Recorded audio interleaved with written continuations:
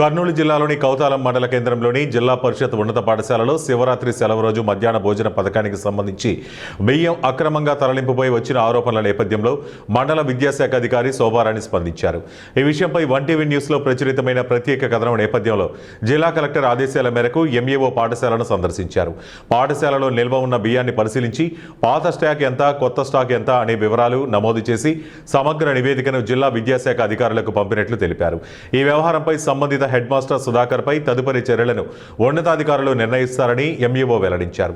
పాఠశాల జరిగిన ఓ ఘటనపై విద్యార్థుల తల్లిదండ్రులు, ప్రజలు పూర్తిస్థాయి విచారణ జరిపి బాధ్యులపై కఠిన చర్యలు తీసుకోవాలని డిమాండ్ చేస్తున్నారు.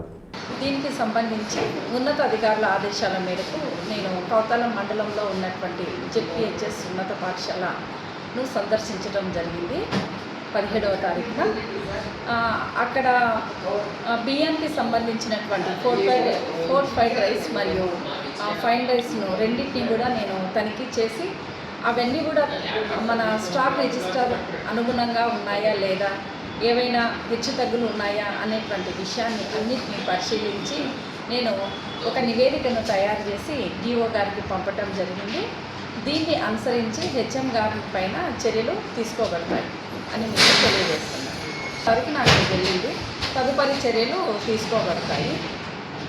కొంచెం అవగాహన లోపం కూడా ఉండొచ్చు, ఎందుకంటే మీరు పేర్లు తెలియకపోవడం వల్ల, మిస్గైడ్ కావడం వల్ల పేర్లు సార్కు నేమ్స్ పైన ఐడియా లేదు. అందువల్ల పొరపాటున చెప్పాల్సినటువంటి పేర్లు కాకుండా వేరే పేర్లు చెప్పడం జరిగింది అని సార్ నోటి విచారణలో తెలియదు. కాకపోతే మహాసభలు ఉన్నాయి, మనకు తోచినటువంటి ఆర్థిక సహాయాన్ని అందించమన్నారు, అంతేగాని అందులో ఎలాంటి దురుద్దేశం లేదని నేను తెలియజేస్తున్నాను.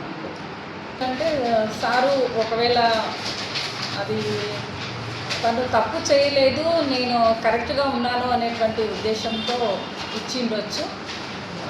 సారు కూడా అది వెనక్కి తీసుకోవాలని చెప్పేసి ఆలోచిస్తున్నారు. అది మాత్రం నిజం కాదులేండి.